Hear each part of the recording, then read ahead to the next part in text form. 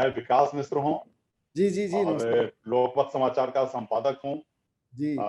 उसके पहले मैं बताऊं कि ये लोकमत समूह का स्वर्ण जयंती वर्ष चल रहा है अच्छा अच्छा। और जी 50 साल पहले नागपुर संस्करण की शुरुआत हुई थी।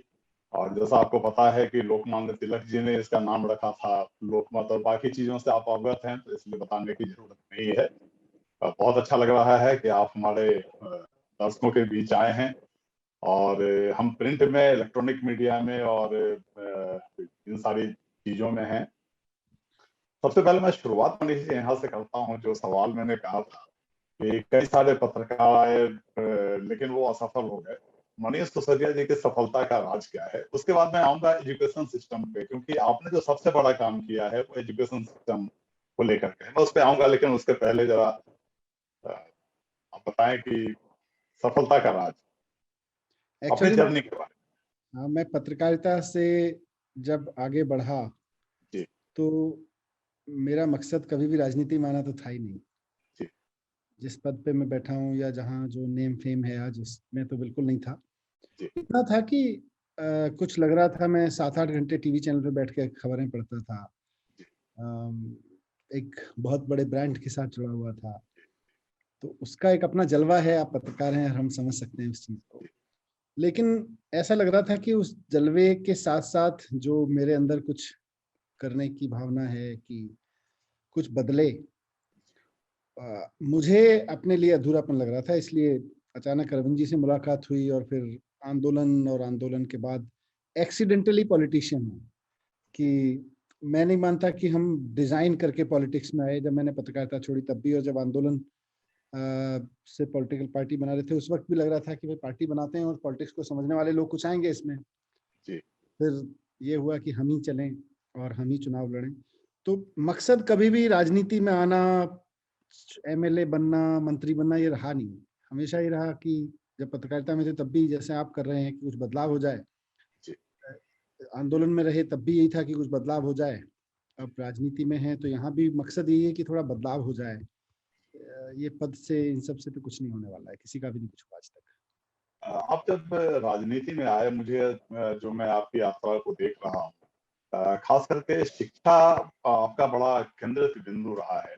और अभी आप बच्चों के बीच में एक कार्यक्रम में भी थे और उसमें बच्चों ने बहुत सारे सवाल आपसे पूछे थे आपके स्कूली दिनों को लेकर के। मैं उसको देख रहा था, तो उस अनुभव को जरा बताएं कि बच्चों ने क्या पूछा। कि एक बच्ची तो शायद ये पूछ रही थी कि आप कभी स्कूल से गायब रहे क्या, बंक मारा क्या आपने? इस तरह के सवाल, वो कैसा अनुभव था बच्चों के बीच, कैसा मेरा लगता? प्रोग्राम था, वहाँ पर बच्चे मुझसे बातचीत कर रहे थे। जी और जब मैं एजुकेशन मिनिस्टर के रूप में काम करता हूँ तो निश्चित रूप से एक ऐसा पद है ये जिस पे सम्मान भी है, इस पद का भी जी सम्मान है। और मैं स्कूलों में जाता हूँ, बच्चों से मिलता हूँ, टीचर से मिलता हूँ, तो सबकी जिज्ञासा रहती है कि यार ये आदमी कहाँ पढ़ा है, ये आदमी कैसा था, स्कूलिंग कैसी थी। खासतौर से स्कूल में जाता हूँ तो स्कूल के बच्चों को लगता है अब हमारी एज में ये कैसा था। तो बच्चों के अंदर की सहज जिज्ञासा थी, जिसे हमने टीचर्स डे पे थोड़ा फ्री फ्लो दिया बच्चों को कि भाई पूछो जो पूछना है। और उसमें उन्होंने पूछा कि आप स्कूल को मिस करते हैं, बंक करते हैं कि बंक करते क्या। और साथ साथ पूछ रहे थे कि टीचर से डांट लगती थी क्या, टीचर्स फेवरेट टीचर कौन थे, ऐसे टीचर कौन थे जिनसे आपको डर लगता था। तो वो अच्छा है, बच्चों के साथ इस तरह के कन्वर्सेशन से आप डाउन मेमोरी लेन में जाते हैं और फिर आपको चीजें याद आती हैं कि यार जैसे एक बच्चे ने मुझसे पूछा था कि स्पोर्ट्स को लेके आपका फेवरेट स्पोर्ट्स कौन सा था। उस वक्त मुझे याद आया कि यार मैं तो ऐसे स्कूल में पढ़ता था जहाँ स्पोर्ट्स का एस नहीं पता होता था। मतलब स्पोर्ट्स का अच्छा। मतलब होता था रेडियो पे क्रिकेट की कमेंट्री सुनना, इसके अलावा जिंदगी में स्पोर्ट्स कुछ था नहीं। तो और उस दौर में नहीं था, अब हो सकता है हो गया होगा वहाँ पे। तो स्कूल में स्कूल स्पोर्ट्स टीचर या किसी तरह के स्पोर्ट्स का होना तो बहुत बड़ी बात थी। तो उनसे आप भी अपनी डाउन मेमोरी लेन में जाते हैं और फिर एक अंदर से कमिटमेंट पैदा होता है कि जिन हालात में हमने पढ़ाई की उनसे बेहतर हालात हम अपने बच्चों के लिए दें। इन सारे बच्चों के लिए जो दिल्ली में मेरी जिम्मेदारी में है उनके लिए उनसे बेहतर हालात दें। तो ये एक अंदर से फिर कमिटमेंट आता है। उस बच्चे की तरह एक सवाल मैं वही रिपीट कर रहा हूँ कि कभी स्कूल से बंक मारा क्या? हमारे कौन दर्शकों को बड़ा जानना अच्छा लगेगा जिन ये लोगों ने मैंने वो कार्यक्रम सुना। मैंने उस बच्चे को भी यही जवाब दिया था कि ऐसा कौन आदमी होगा जिसने स्कूल से बंक नहीं मारा होगा। जी जी जी ये दूर कस्बे में सिनेमा लगता था जब 11वीं 12वीं में आ गए थे, या फिर दोस्तों के साथ थोड़ा, वहाँ पिकनिक स्पॉट और मॉल तो होते नहीं थे, वहाँ तो ये होता था, मेरे गांव के पास में एक नाला था, पानी में वहाँ डूबने चले गए, तैरने चले गए, तो उसके लिए बंक मार दिया। तो ये सब होता था, और एक वो उस उम्र का तकाजा होता है। आप जब राजनीति में आए और उसके बाद जरा तफसील से ये बताएं कि शिक्षा को लेकर के आपका रुझान कैसे पैदा हुआ कि हमें शिक्षा को बदलना, वो कौन से फैक्टर्स थे जिन्होंने आपको कंपेल किया कि नहीं ये वो बिंदु है जहां हमको काम करना।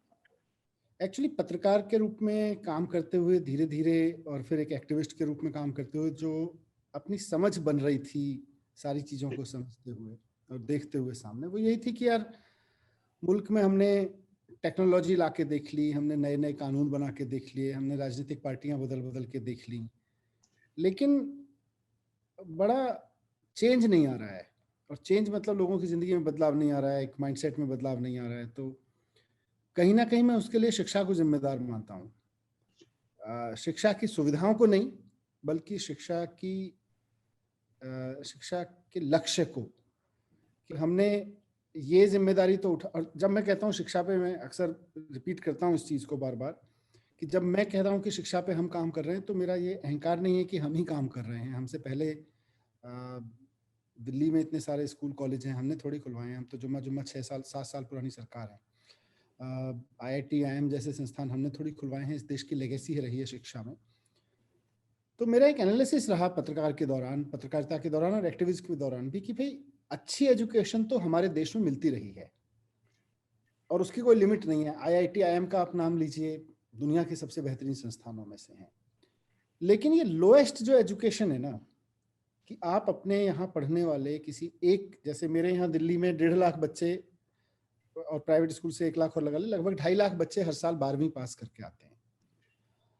अब जो फेल हो गए या जिनको नहीं मिली, मैं उनकी तो बात ही नहीं कर रहा। जिनको मिल रही है, मेरी चिंता तो उनकी भी है, कि उनकी एजुकेशन का लेवल ये है कि एक बच्चा तो ऐसा है जो अपनी नॉलेज और 12वीं तक की उसकी अपनी स्कूलिंग के बेस पर वो ऑक्सफोर्ड में पढ़ने की तैयारी कर रहा है, वो हार्वर्ड में पढ़ने की तैयारी कर रहा है, वो सेट एग्जाम दे के आया है। एक बच्चा ये है जिसको 12वीं का जो सब्जेक्ट वो पढ़ के आया है, उनके नाम ठीक से नहीं पता, उनका कंटेंट ठीक से नहीं पता, दोनों 12वीं पास करके आए हैं। मेरी प्रॉब्लम ये है कि वो जो बच्चा सेट की तैयारी कर रहा है, दुनिया की किसी बढ़िया यूनिवर्सिटी में पढ़ने के लिए एंट्रेंस दे चुका है, वो हमारी उपलब्धि है। पर एक ऐसा बच्चा उसके साथ साथ, और बड़ी संख्या में ऐसे बच्चे पास हो रहे हैं जिनको पता ही नहीं है कि दुनिया में चल क्या रहा है। उन्होंने जो सब्जेक्ट पढ़े हैं उनका इस्तेमाल कहाँ होना है, वो एक लेटर ठीक से नहीं लिख सकते हैं, ऐसे भी बच्चे निकल रहे हैं। तो मेरा मेरा मानना ये है, जो मैंने कहा अंडरस्टैंडिंग पत्रकारिता ने मुझे दी और सोशल वर्क ने दी, कि यार ये बॉटम लिमिट जो है ना, इसको फिक्स करना पड़ेगा। अपर लिमिट तो हम लोगों ने बहुत मेहनत करके ठीक कर ली है, कि हमने इतनी बढ़िया शिक्षा देने की व्यवस्था कर ली कि कोई बच्चा योग्य होगा तो हम उसको साइंटिस्ट बना सकते हैं, चांद पे भेज सकते हैं सब। लेकिन हमने अभी तक ये अश्योर नहीं किया कि हमारे स्कूल सिस्टम में जो बच्चा आएगा, हमारे एजुकेशन सिस्टम में जो बच्चा आएगा, हम मिनिमम उसको इस लेवल तक तो लाएंगे ही लाएंगे। Sky is the limit, but what is the bottom. मैं ऐसी शिक्षा पे काम करना चाहता हूं जहां मतलब स्काई इज द लिमिट तो रहे, लेकिन बॉटम लिमिट भी तय हो। हम बच्चे के माँ बाप को, बच्चे को गारंटी दे सके कि जब आप हमारे यहाँ से पढ़ के जाओगे तो आप मिनिमम इतने तो होगे, मैक्सिमम आपका पराक्रम है। तो वो मेरे को जो समझ बनी, जब राजनीति में काम करने का मौका मिला, सरकार में अरविंद जी ने कहा कि भाई जो पहली कैबिनेट बन रही है उसमें मैं आपको रखना चाहता हूं, तो मैंने उनसे ये रिक्वेस्ट किया कि जब आप रखना चाहते हैं तो मैं चाहूंगा कि मैं शिक्षा विभाग, अगर आपके मन में रहे कुछ और ना हो, तो शिक्षा विभाग में देखना चाहूंगा। उन्होंने कहा ये अच्छा है कि आपकी चॉइस थी। मैंने उनसे रिक्वेस्ट किया और ही वाज सो हैप्पी। मेरी चॉइस थी, और उनका उनका जो एक विजन था, कि मेरा विजन यही है कि मेरे मंत्रियों में से जिसकी जो चॉइस हो, तो उन्होंने सबसे डिस्कस करके उनकी चॉइस के मिनिस्ट्रीज उनको दी। ये एक अच्छा रहा, और शिक्षा मेरी चॉइस में थी। फिर कैसे आगे कैसे बढ़े आप, क्योंकि बहुत कठिन होता है उसी परिस्थिति में वो स्कूल वर्षों से चल रहा है, मास्टर साहब आ रहे हैं, मास्टर साहब पढ़ा रहे हैं, कुर्सियां नहीं है, टेबल नहीं है, भवन नहीं है, क्योंकि वो हालात हम देखते हैं, आज भी देखते हैं, ऐसा नहीं कि बदल गया है, पूरे देश में हम वो हालात देखते हैं। तो कितना कठिन था दिल्ली की उन तंग गलियों में या उन सब जगह पे एक एक स्कूल को एनालाइज करना उसको, और फिर उस जैसे पे मैंने, काम करना। हाँ, जैसा मैंने कहा फंड कि फंड की बड़ी प्रॉब्लम रही होगी, पैसा कहाँ से आएगा? नहीं विकास भाई, मुझे लगता है कि सबसे इम्पोर्टेंट तो राजनीति में कमिटमेंट है। सरकारों के पास फंड की कमी नहीं होती है। अगर आप ईमानदारी से राजनीति करना चाहते हैं तो फिर सरकार में आपके पास अच्छे काम के लिए फंड की कमी नहीं है। ये मैं और बहुत जिम्मेदारी से बोल रहा हूँ। मतलब ऐसा नहीं है कि लुटाने के लिए पैसा आ जाता है, आप बहा नहीं सकते, बट आप जितना खर्च कर सकते हैं और जितना खर्च करना चाहते हैं किसी एक उस पर, आपके पास पर्याप्त पैसा है और मैनेज करके हो जाता है। पैसे की कोई कमी नहीं रहती सरकार में। क्योंकि सरकारें रोना रोती हैं कि पैसा नहीं है। हम फिर तो यही देखते आए हैं अभी तक से, सरकारें प्रायोरिटी नहीं है ना भाई। अब आप 10 करोड़ का काम 12 करोड़ में इसलिए कराएंगे कि 2 करोड़ आपको चाहिए, और उस 10 करोड़ में से फिर ठेकेदार से लेके अफसर तक जाएगा, तो फिर तो निश्चित रूप से पैसा नहीं है। आप 10 करोड़ का काम कोशिश करिए 8 करोड़ में हो जाए, तो फिर पैसा भी आता है। और फिर आपको प्रायोरिटीज फिक्स। शुरुआत जब हुई तो 2015, मतलब 13-14 की तो बहुत ब्रीफली एक गवर्नमेंट थी 49 डेज की। लेकिन उसके बाद जब 15 में एक फुल फ्लेजेड गवर्नमेंट बनी तो उस वक्त मैंने स्कूल्स में जाना शुरू किया था। और मुझे यही लगता था कि पत्रकारिता में मैंने जो कुछ स्कूलों का हाल देखा है, मैंने सोशल एक्टिविज्म के दौरान जो स्कूलों का हाल देखा है, तो मुझे ग्राउंड रियलिटीज़ का पता था। और मैं जब ऑफिसर्स के साथ यहाँ एजुकेशन डिपार्टमेंट के लोगों के साथ में बैठता था, तो वो मतलब धीरे धीरे उनको भी समझ में आ गया था कि आदमी ज़मीनी हकीकत जानता है। आप इसको रोजी पिक्चर देख के 4 सल्यूट मार के, क्योंकि जब आप सत्ता में आते हैं ना, तो सबसे बड़ा जो खतरा आज मैं, क्योंकि मैं थोड़ा आध्यात्मिक रुचि भी रखता हूँ और अपने आप को अध्ययन करता रहता हूँ अपने अंदर को, मैं मानता हूँ 2015 जैसा वर्ष किसी भी, मतलब जो एंट्री पॉइंट है आपका सत्ता में, कोई भी वर्ष हो सकता है, वो बड़ा क्रूशियल ईयर होता है। जिन अफसरों के बाहर आप लाइन में लगा के खड़े होते थे और वो अफसर आपको अपॉइंटमेंट नहीं देता था, अचानक वो आईएएस ऑफिसर आपके दरवाजे के सामने आके बैठने लगता है, वो आपसे अपॉइंटमेंट मांगने लगता है। जिस एसडीएम के दफ्तर में, जिस एजुकेशन डिप्टी डायरेक्टर डायरेक्टर के दफ्तर में आप फोन कर करके थक जाते थे, आपको अपॉइंटमेंट नहीं मिलता है, एक एक्टिविस्ट के रूप में भी, और इवन कई बार पत्रकार के रूप में भी बहुत हील हुज्जत करके अपॉइंटमेंट्स मिलते थे बहुत बार। वो अचानक सारे लोग आपके दफ्तर के बाहर लाइन लगा के खड़े हैं कि भाई आपसे काम है, आप उनसे काम ले सकते हो, आप उनको डायरेक्शन दे सकते हो। तो ये एक बड़ा क्रूशियल पॉइंट होता है एक संघर्ष कर रहे व्यक्ति का सत्ता में पहुंच जाने के वक्त पे। वो मुझे याद है। और मैं क्योंकि मेडिटेशन करता हूँ तो उस वक्त अपने अंदर के अक्रेंसेस को मैं देख पा रहा था कि, और अरविंद जी खुद भी मेडिटेशन करते हैं तो हम लोग इस पर चर्चा भी करते थे कि ये वो क्रूशियल मोमेंट है कि अगर हमने इसमें अपने आप को संभाल लिया, हम इस सल्यूट को एंजॉय नहीं करने लगे, तो हम शायद संभल जाएंगे, संभले रहेंगे। और हमने बहुत बहुत सावधानी से उस सल्यूट को एंजॉय नहीं किया उस व्यक्ति से जो हमें अचानक ये अच्छा लगना कि आज वो आईएएस ऑफिसर, वो पुलिस वाला, वो एसएचओ बाहर खड़ा हुआ है जो जिससे मैं मिलने के लिए बाहर खड़ा होता था। तो इसीलिए सीरियसली काम करना शुरू कर दिया। और उसके बाद फिर धीरे धीरे सबको, मतलब ऑफिसर्स भी अच्छे लोग हैं, टीचर्स भी अच्छे लोग हैं। मैं जब स्कूलों में गया तो देखा बहुत बुरी हालत भी थी, लेकिन उसी में ऐसे टीचर्स भी थे जो इस सब रॉटन सिस्टम के बीच भी बच्चों को पढ़ाने के लिए तन मन धन से लगे हुए थे। तो उनको देख के मेरा हौसला बढ़ता था, और उनके साथ लेके जब चलना शुरू किया तो आज दिल्ली के जो अच्छे काम करने वाले टीचर्स हैं उनके भी हौसले बढ़े हुए हैं और मेरे भी हौसले बढ़े हुए हैं। आपने वो संख्या भी बढ़ा दी है, जो टीचर्स को पुरस्कृत करते थे, वो संख्या भी आपने बढ़ा दी है। एक आपके एजुकेशन सिस्टम में मुझे जो बहुत बढ़िया और बड़ा फैक्टर लगा था, बिजनेस ब्लास्टर्स आपने एक वो शुरू किया है कि उन बच्चों के भीतर जो है व्यवसाय करने की, मैनेजमेंट की क्षमता विकसित की। ये कहाँ से आया और क्या है ये पूरी योजना? ताकि मैं ये चाहता हूँ कि पूरे देश के लोग, दुनिया में भी ये आपका इंटरव्यू जाएगा तो लोग ये जाने कि इस तरह से हम बहुत ग्राउंड लेवल पर भी कोई तैयारी कर सकते हैं, क्योंकि कोई सोच भी नहीं सकता है कि स्कूली दिनों में किसी को हम इस तरह की ट्रेनिंग दें। मैं एक्चुअली बहुत लोगों से मिलता रहा, जो लोग क्योंकि मुझे ये था कि दुनिया के कुछ देशों में एजुकेशन में अच्छे प्रयोग हुए हैं, तो मैंने यहाँ अपने देश के अच्छे प्रयोग से भी समझा और विदेशों के से भी समझा। तो इसी क्रम में मैंने बहुत से ऐसे लोगों से मुलाकात की जो इंडिया में पढ़ के अब विदेशों में सेटल हो गए हैं और वहाँ अपने बच्चों को पढ़ा रहे हैं वहाँ के एजुकेशन सिस्टम में। तो उनसे मेरी हमेशा जानने की जिज्ञासा रही, जब भी मैं उनसे मिलता था किसी भी काम से, कि यार बाकी सारी तो चीजें ठीक है। आप ये बताओ कि आपके जो बच्चे पढ़ रहे हैं और आपने जो पढ़ाई की अपने देश के स्कूलों में, हमारे एजुकेशन सिस्टम में और वहाँ के एजुकेशन सिस्टम में बुनियादी फर्क क्या दिख रहा है?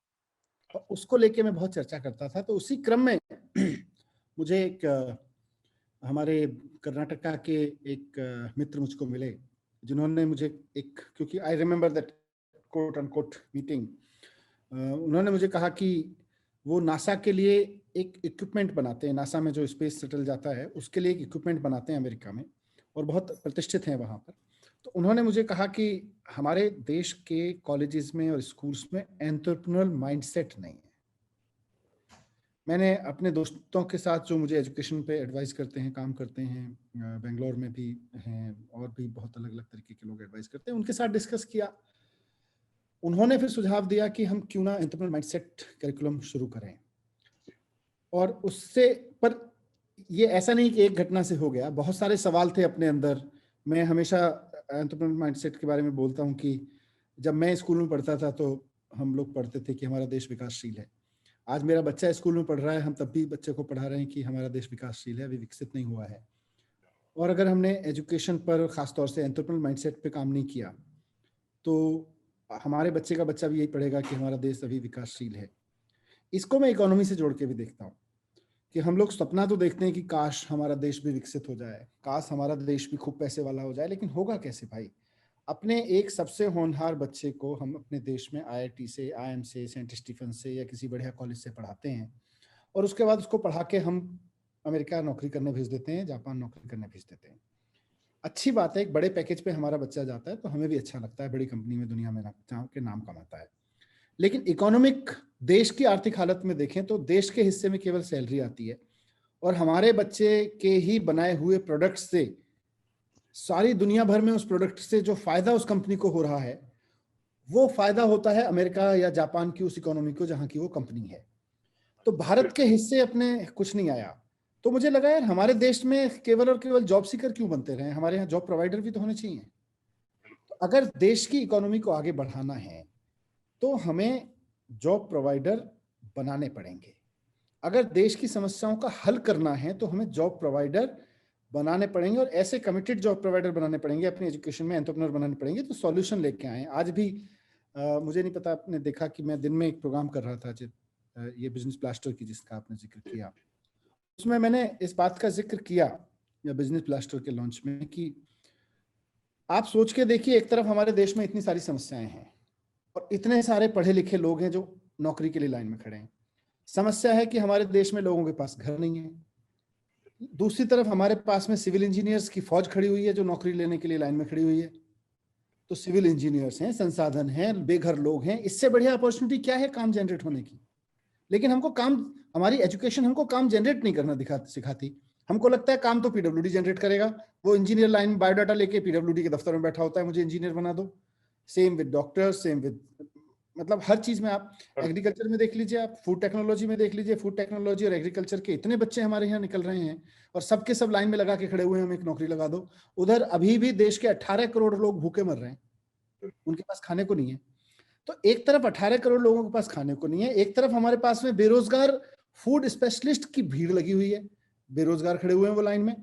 तो कहीं ना कहीं एजुकेशन में वो कमी रह रही है ना। तो उसको, इन सारे गैप्स को, विकासशील विकसित के गैप को भरने के लिए, ये जो प्रॉब्लम और सॉल्यूशन प्रोवाइडर, जॉबलेसनेस के गैप को भरने के लिए, इन सब को भरने के लिए मुझे लगता है एंटरप्रेन्योरशिप माइंडसेट जो हमारा कार्यक्रम है, उसमें हमने ये प्रयोग किया बिजनेस ब्लास्टर्स का, और बच्चों को स्कूल एज में ही बिजनेस करना सिखाना, ताकि उनका अंदर का डर निकल सके, ताकि वो एक अच्छे टीम लीडर बन सकें, अच्छा जॉब क्रिएटर बन सकें। ये हमारा उसका कार्यक्रम का मकसद है।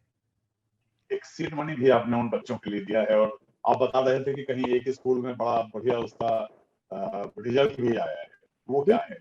बिल्कुल, इसी जो बिजनेस ब्लास्टर प्रोग्राम है, इसके तहत हम 9वीं से 12वीं तक के बच्चों के लिए एंटरप्रेन्योरशिप माइंडसेट चलाते हैं। तो उसमें 11वीं और 12वीं के बच्चों के लिए हमने ये शुरू किया है कि हम उनको अब 2-2 हजार रुपए देंगे।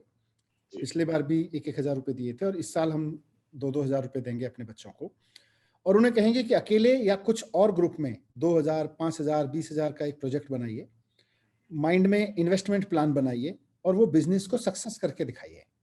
सरकार सीड मनी देगी, प्रॉफिट आपका खर्चा घाटा हुआ तो चिंता मत करो, सरकार ने सीड मनी दिया है आपको।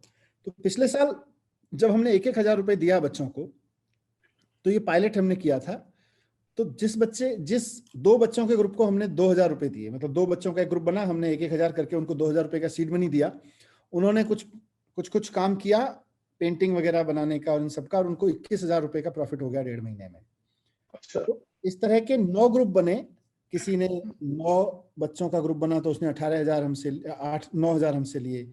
8 बच्चों का ग्रुप बना तो 8,000 लिए। 5 का बना तो 5,000 लिए। तो इन सब ग्रुप्स ने 1.5 महीने के अंदर अंदर प्रॉफिट कमा के दिखाया, और ऐसे ऐसे यूनिक आइडियाज बिजनेस के लेकर आए, जिससे ये लगा कि यार हमारे बच्चों में क्षमता तो बहुत जबरदस्त है, केवल उनको थोड़ी सी हैंड होल्डिंग की जरूरत है। इसलिए फिर हमने इससे उत्साहित होकर आज दिल्ली के 3.5 लाख बच्चों के लिए ये प्रोग्राम लॉन्च किया है कि हम उनको 2-2 हजार रुपए ऑफर करेंगे, और वो अपने अकेले या ग्रुप्स में बिजनेस आइडियाज लेके आए और स्कूल लेवल पर उसको सक्सेस करें। स्कूल लेवल के मोस्ट सक्सेसफुल आइडियाज को हम डिस्ट्रिक्ट लेवल पे भी रिवार्ड करेंगे और स्टेट लेवल पे भी रिवार्ड करेंगे, ताकि बच्चों में इंकरेजमेंट रहे अच्छा करने के लिए।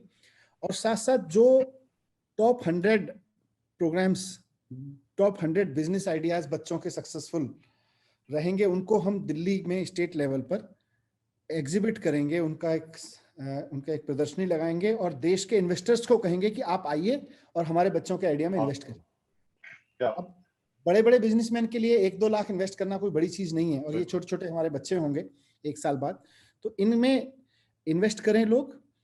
इसका एक और चरण है जो बहुत इंपॉर्टेंट है कि इसी क्रम में जो 100 टॉप आइडियाज होंगे एंटरप्रेन्योरशिप के, बिजनेस ब्लास्टर्स के, इन 100 में से भी हम टॉप 10 चुनेंगे, और इन टॉप 10 को हम दिल्ली की जो टॉप यूनिवर्सिटीज हैं, दिल्ली टेक्नोलॉजी यूनिवर्सिटी है, हमारा IGDTU है, हमारे NSUT है, IP के कॉलेजेस हैं, इनमें हम इनको डायरेक्ट एडमिशन देंगे बिजनेस मैनेजमेंट में, ताकि ये बच्चे अपने उसकी पढ़ाई कर सकें। तो ये एक बड़ी उपलब्धि होगी। अभी अरविंद केजरीवाल जी ने एक जगह कहा था कि अब धारा उल्टी भी बहने लगी है, यानी जो प्राइवेट स्कूल्स थे वहां से भी कुछ बच्चे सरकारी स्कूल में आने लगे हैं। तो ये वास्तविकता है? बिल्कुल वास्तविकता है। मुझे भी यकीन नहीं हुआ था। 3 साल पहले हमने रोहिणी में एक नया स्कूल खोला। जब नए स्कूल खुलते हैं तो ये हमेशा होता है, और पुराने स्कूलों में भी अब बहुत प्रेशर है हमारे ऊपर कि प्राइवेट स्कूल के बच्चों को ले लीजिए। रोहिणी में एक नया स्कूल खोला था, तो ये 2017 की बात है मेरे ख्याल से।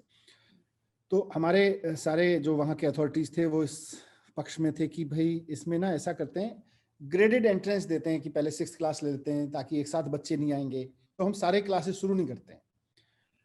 पर मुझे विश्वास था कि अगर हम नया स्कूल शुरू करेंगे तो आसपास के स्कूलों से बच्चे आएंगे जरूर। तो हमने उसको शुरू कराया, पूरी सारी क्लासेस उसमें शुरू करा दी, और 1,000 बच्चों में से 900 बच्चे आसपास के प्राइवेट स्कूलों को छोड़ के आ गए। ऐसा बहुत सारे स्कूलों में हो रहा है। आज आप किसी भी स्कूल में दिल्ली के चले जाइए और एक बार क्लास में जाके पूछिए कि आप में से पिछले साल या उससे पिछले साल तक बच्चे कहाँ पढ़ते थे, तो आपको एक अच्छी खासी संख्या मिलती है प्राइवेट स्कूलों के बच्चों की। अच्छा मनीष भाई, कभी ऐसा होता है कि दूसरे राज्यों के जो शिक्षा मंत्री हैं या कोई बड़े धीरे से आपसे मिलते हो कि यार जरा सा गुरु बताना, मुझे भी कुछ हम भी कर पाए? ऐसा होता है? क्योंकि राजनीति में तो ठीक है, ऊपर से आलोचना करनी है आपकी तो करेंगे, लेकिन अंदरूनी तौर पर कभी ऐसा होता है? देखिए, बंद कमरे में तारीफ तो सभी करते हैं, लेकिन ठीक है, सबकी राजनीतिक मजबूरी है, पर बहुत सारे लोग हैं, जैसे हमने हैप्पीनेस उसको पूछने वाला था मैं कि हैप्पीनेस का आपका मतलब उसको थोड़ा सा बताया। लेकिन 10-12 राज्यों के एजुकेशन मिनिस्टर्स आए थे, और देश भर में से भी बहुत लोग आए थे। राज्यों के कुछ राज्य के एजुकेशन मिनिस्टर्स को अच्छी लगी चीजें, और फिर उन्होंने अपने ऑफिसर्स को भेज के उसको अमल में लाने की भी शुरुआत की थी। लेकिन मैं with due respect to everybody, मैं सिर्फ इतना कहना चाहूंगा कि जब तक पॉलिटिकल विल नहीं होगी, देखिए सरकारी दफ्तर में बैठा हुआ ऑफिसर से लेकर आपके स्कूल में खड़े टीचर तक, सबके अंदर समझ है, और वो ये समझना चाहते हैं सबसे पहले कि हमारी पॉलिटिकल एग्जीक्यूटिव क्या पॉलिटिकल विल लेके आ रही है। अगर पॉलिटिकल विल उनको दिखती है तो वो करते हैं, अगर पॉलिटिकल विल नहीं है, सिर्फ डायरेक्शन है, और फिर मैं तो बिजी रहूंगा मिड डे मील में कमीशन खाने में, और उस कमीशन से अपने बच्चों को विदेश घुमाने में, और मैं अपने प्रिंसिपल को चाहूं कि आप अच्छे से पढ़ा लो और मिड डे मील भी ठीक से बांट दो तो ये होने वाला नहीं है। तो ये हैप्पीनेस कार्यक्रम कैसा चल रहा है, जो क्योंकि बड़ा फेमस हुआ ये हाँ, आपका? हैप्पीनेस भी जैसे मैंने जैसे अपनी बातचीत में कहा, मैं मतलब मेरे साथ अच्छा रहा, संयोग रहा कि मेरे पिता जी काफ़ी अध्यापक भी थे और एक आध्यात्मिक व्यक्ति भी थे, तो उन्होंने मुझे बचपन से ही मेडिटेशन सिखाया और मेडिटेशन के प्रति मेरी रुचि बनाई। धार्मिक प्रवृत्ति के व्यक्ति थे, लेकिन उस वक्त से ही मैंने गीता भी पढ़ी और सब चीज़ें पढ़ी। पढ़ते-पढ़ते मुझे लगने लगा था कि यार ये भारत का जो ज्ञान है, उसका जो सार है, उसमें कुछ दम तो है। तो जिस वक्त मैं गीता पढ़ रहा था, बुद्ध को पढ़ रहा था, उसी वक्त इत्तेफाक है कि 6th, 7th, 8th क्लास में मैं वो एटम का स्ट्रक्चर पढ़ाया जाता है 9th क्लास में, एटम जी की जी। जर्नी। तो मतलब एक तरफ मैंने पढ़ा कि हमारे देश में 2500 साल पहले या शायद 3000 साल पहले गीता में, बौद्ध दर्शन में वो बात कही गई कि चारों तरफ अणु ही अणु हैं और सब कुछ अणुओं में विभाजित है और सब ऊर्जा में संप्रवाहित है। ऐसा हमारे धार्मिक रिसर्च के, हमारी आध्यात्मिक रिसर्च ऐसी कहती है। हमारे ही देश ने 1500 साल पहले शून्य दिया, उसी को आगे बढ़ाते हुए, उसी ज्ञान परंपरा को आगे बढ़ाते हुए वैज्ञानिक रूप से शून्य का, दशमलव का आविष्कार किया। तो हमने अंदर जाके उस एनर्जी को, उस स्ट्रक्चर को समझा है अपने अंदर जाके। ये भारत की कमाई रही है और वो हमने 2500 से 5000 साल पहले कर लिया था। अब आप देखेंगे कि 300 साल पहले अमेरिकन लैब्स में वैज्ञानिक खड़ा होकर वही बात कह रहा है, जो बात हम 2500 साल पहले कह चुके थे। तो वो इमोशनल साइंस पे काम करके हमने जो उपलब्धि 5000 से 2500 साल पहले हासिल की, आज अमेरिकन यूरोपियन लैब में खड़ा होकर 300 साल से लेकर 150 साल के बीच में वैज्ञानिक उसी निष्कर्ष पे पहुंच रहे हैं कि हाँ जी, सब कुछ एटम्स में है, एटम्स के अंदर न्यूट्रॉन, प्रोटॉन, इलेक्ट्रॉन है। नाम हमारे लोगों ने नहीं दिया था, उन्होंने कड़ा अणु और उसकी कुछ कुछ अपनी उपमाएं दी थी, और वो सब एक ऊर्जा में, एक आवेग में सब कुछ बंधे हुए हैं। तो ये सब करते करते फिर दलाई लामा साहब से भी मुलाकात हुई, उन्होंने भी कुछ कुछ मुझे समझाया और बच्चों से भी मिलता था। तो लगा कि यार भारत का जो ओरिजिनल ज्ञान है उसको हम बच्चों तक कैसे लाएं, जो हमें अंदर से खुश होकर जीना सिखाता है, रिलेटिविटी में नहीं, सब्जेक्टिव नहीं, अंदर से खुश होकर जीना सिखाता है, वो जो शून्य की खोज कर पाता है, वो जो इतना गहन ज्ञान है। इसलिए फिर हमने एक हैप्पीनेस कार्यक्रम शुरू किया जिसमें हम इमोशनल साइंस पे बात करते हैं, हम रिश्तों पे बात करते हैं, हम रिश्तों के विज्ञान पे बात करते हैं, हम अंदर हो रही घटनाओं पे, गुस्से पर, काबू की बात नहीं करते, हम काबू की बात नहीं करते, हम गुस्सा काबू नहीं करना है, लालच काबू नहीं करना है। शराब पीने की इच्छा हो रही है तो मैं तो कहता हूँ 1 बोतल क्यों 2 बोतल पियो, लेकिन अंदर से एक बार समझ तो लो कि क्यों पीने की इच्छा जागृत हो रही है, हो सकता है कुछ और चाह रहे हो। जी तो हम बिल्कुल। किसी चीज को काबू करने की बात नहीं करते, हम कहते हैं कि समझ लो, साइंस को समझ लो, आप गलत काम करोगे नहीं। तो ये हैप्पीनेस कैरिकुलम है, इसकी काफी तारीफ हो रही है चारों तरफ में। एक है जी, काफी इसकी, और एक है आपने अभी ये किया है कि जो आपके टीचर्स हैं वो दुनिया भर की टॉप 100 यूनिवर्सिटीज में पढ़े और हम उनका खर्च देंगे। ये शायद हिंदुस्तान में पहली बार इस तरह की कोई बात आई है टीचर्स के लिए। ये कैसे शुरू हुआ और ये कहाँ तक जाएगा? और इसके साथ ही मैं आपसे जानना चाहूंगा कि अ, अगले 10 वर्षों के लिए या 20 वर्षों के लिए एक मनीष सिसोदिया जी के जेहन में क्या तस्वीर उभरती है शिक्षा की? देखिए, टीचर्स एजुकेशन तो मुझे लगता है एक हमारा बड़ा काम, बड़ा मतलब स्टेप है जो हम शुरू से लेते रहे हैं। हमने स्कूल की बिल्डिंग ठीक कराई, उसके बाद टीचर्स का आईएम वगैरह में ट्रेनिंग कराई, फिर सिंगापुर में कराई। अभी हमने कुछ प्रोग्राम इस तरह के कराए कि हम विदेश की यूनिवर्सिटीज को, दुनिया की अच्छी यूनिवर्सिटीज को, आईएम वगैरह को भी सबको कॉन्टेक्ट करते थे और हम कहते थे भाई हमारे टीचर्स की ट्रेनिंग करो और उनके लिए प्रोग्राम बनाओ। तो वो एक अच्छा चला। हमारे ही कुछ ऑफिसर्स के साथ डिस्कशन में ये बात आई निकल के, दिल्ली सरकार के कुछ अधिकारियों ने मुझे एडवाइस किया कि जिस तरह से आईएएस ऑफिसर्स को ये छूट होती है कि वो जाके कैम्ब्रिज में, हार्वर्ड में, एमआईटी में कोई कोर्स कर सकते हैं और सरकार उसको सपोर्ट करती है, तो उस तरह से क्यों ना हम अपने टीचर्स को भी इस तरह की सपोर्ट करें। अभी तक ये सुविधा देश में आईएएस ऑफिसर्स के लिए उपलब्ध रही है, तो हम टीचर्स के लिए लेकर आ रहे हैं कि हमारा कोई टीचर, हमने देश की बड़ी 100 यूनिवर्सिटीज जिसमें येल यूनिवर्सिटी से लेके और सिंगापुर, हार्वर्ड, कैम्ब्रिज वगैरह, ऑक्सफोर्ड सब हैं, इनको हमने शामिल किया है, लंदन स्कूल ऑफ इकोनॉमिक्स है, कि अगर आप यहाँ का कोई कोर्स करना चाहते हैं, अब मान लीजिए मेरा इकोनॉमिक्स का टीचर है, वो लंदन स्कूल ऑफ इकोनॉमिक्स में हाउ टू टीच इकोनॉमिक्स का कोई कोर्स करना चाहता है, या इकोनॉमिक्स के फंडा को और क्लियर करने के लिए पेडागोजी में कोई कोर्स करना चाहता है, वहाँ उनका कोई पॉपुलर प्रोग्राम है, तो सरकार क्यों ना सपोर्ट करे। वो लंदन स्कूल ऑफ इकोनॉमिक्स, मेरा teacher London school of economics में पढ़ के आएगा, मेरे स्कूल में खड़ा होकर जब स्कूल में इकोनॉमिक्स पढ़ा रहा होगा तो मेरे तो बच्चे निखर उठेंगे, मेरा क्लासरूम निखर उठेगा। तो इसलिए हमने ये योजना बनाई। तो हमने देश की, दुनिया की 100 यूनिवर्सिटीज की लिस्ट बना के टीचर्स को दी है कि भाई आप इसमें से इनके प्री डिजाइंड प्रोग्राम्स, जो 6 महीने का 1 साल का कोई डिप्लोमा है, उसको चुनिए। हम अभी तक के जितने प्रोग्राम होते थे, क्योंकि हम टीचर चुन के देते थे तो एक तरह से एंट्रेंस हम करा देते थे। अब हम कह रहे हैं कि अब आप अपने खुद, अब लंदन स्कूल ऑफ इकोनॉमिक्स या कैम्ब्रिज के प्रोग्राम में आप अपनी योग्यता के आधार पर दाखिला लीजिए। योग्यता आपकी होगी, इंडिपेंडेंट डिसीजन कैम्ब्रिज का होगा। हम नहीं कहेंगे हमारे इस टीचर को दाखिला दो। आपकी योग्यता के आधार पर अगर कैम्ब्रिज आपको अपने यहाँ टीचर ट्रेनिंग प्रोग्राम में 1 साल के डिप्लोमा में ले लेती है तो मैं खुशी खुशी आपको वहां भेजना चाहूंगा। सरकारी सपोर्ट देंगे, आपको छुट्टी देंगे, उसके लिए कोई चिंता की बात नहीं। एक मनीष जी, कबीर नाम की संस्था भी आप एनजीओ चलाते हैं, ये क्या है?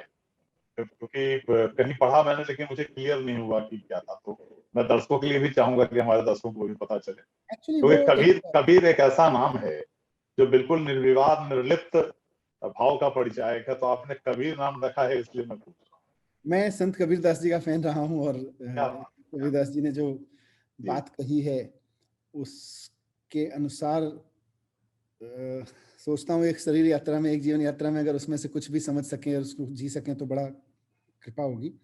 लेकिन ये जो कबीर एनजीओ हमने बनाया, मेरे बस इसका नाम कबीर मेरे संत कबीरदास जी के प्रेम के प्रति ले लिया गया। इसमें हम काम राइट टू इंफॉर्मेशन की मीडिया स्ट्रेटेजी का करते थे कि जब 2005 में राइट टू इंफॉर्मेशन कानून देश में आया था तो मैं उस वक्त तक पत्रकार था और 2005 में फिर मतलब 5-7 साल मुझे अरविंद जी के साथ काम करते हुए हो गए थे। तो उस वक्त हम लोगों ने तय किया कि अब ये राइट टू इंफॉर्मेशन का, सोसाइटी का जो काम है वो ज़्यादा टाइम डिमांडिंग हो गया है।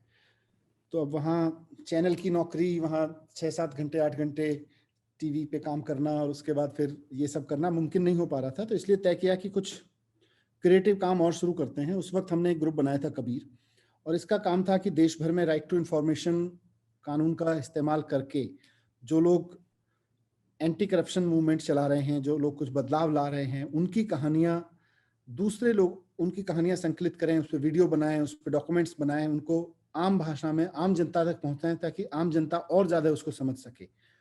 उसको लेके लोकमत के साथ भी हमने कैंपेन किया था, आपको याद होगा।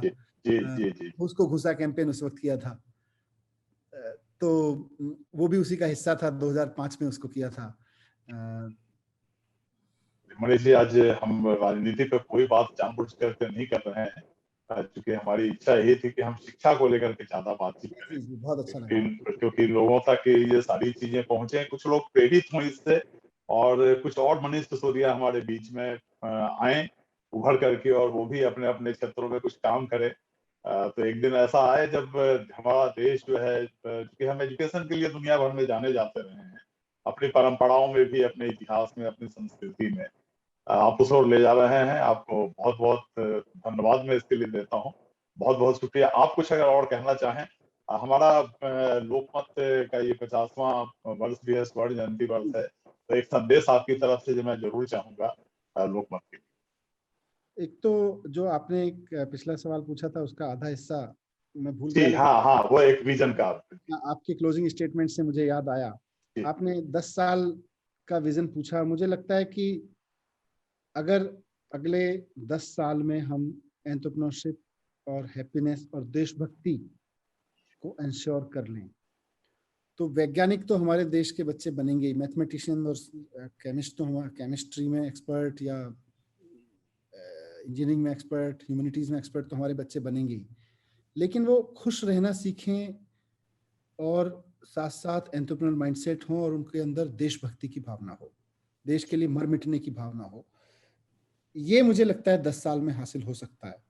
और अगर हम एजुकेशन के जरिए 10 साल में हासिल कर लें तो जो आपने कहा कि भारत को विश्व गुरु बनने से, भारत को इकोनॉमिक गुरु बनने से कोई नहीं रोक सकता, ऐसा मेरा भरोसा है। तो मुझे लगता है एजुकेशन को वहाँ केवल 10 साल में पहुंचाया जा सकता है। दिल्ली में 5-7 साल में उसमें काम हुआ है, लेकिन खाली दिल्ली में काम होने से नहीं होगा, पूरे देश में एक मुश्त। मैं इसको एक छोटा सा समय आपका और लूंगा इसमें। नहीं, बिल्कुल बिल्कुल, मैं तो समय है हमारे पास, आप दर्शकों की मैं तो सुविधा। आपके समय के लिए था जी। Thank you. देखिए क्या होता है, मैं आपके दर्शकों से भी कहूंगा और हम सब लोगों को इस बात पे चिंतन करना चाहिए कि मैं आज यहाँ क्यों बैठ पाया हूँ, आप जहाँ बैठे हैं वहाँ क्यों बैठ पाए हैं। हमारे पीछे हमारा आधार शिक्षा है। जितने लोग हमारे इस बातचीत को देख रहे हैं उनके हाथ में आज एक मोबाइल है, एक लैपटॉप है। जी। जितने लोग पढ़े लिखे हैं आज और सक्षम हैं, जी। उनके सक्षम होने का आधार शिक्षा है। जी। अब आपको शिक्षा क्यों मिली, मुझको शिक्षा क्यों मिली, हमको थोड़ा सा अपनी पीढ़ियों में 2 पीढ़ी 3 पीढ़ी जाके पहले ये देखना पड़ेगा।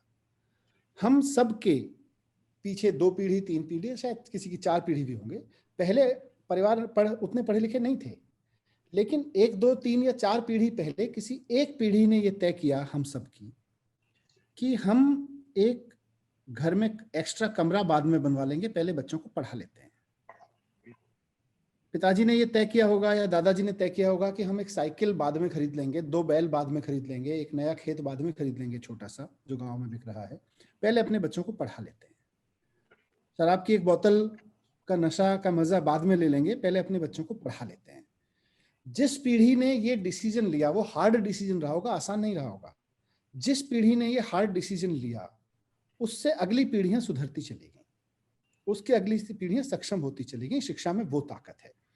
तो एक देश के रूप में भी अगर हम कुछ टफ डिसीजन लेके एक बार ये तय कर लें कि हम अपने देश को शिक्षा के माध्यम से खड़ा करेंगे, कुछ चीजें उसमें हमारे इमीडिएट जरूरतें या इमीडिएट लालच होंगे, इमीडिएट लग्जरीज होंगी, उनको हम कह सकते हैं थोड़ा बाद में कर लेंगे, हम नहीं तो अगली पीढ़ी मजा कर लेगी उसके।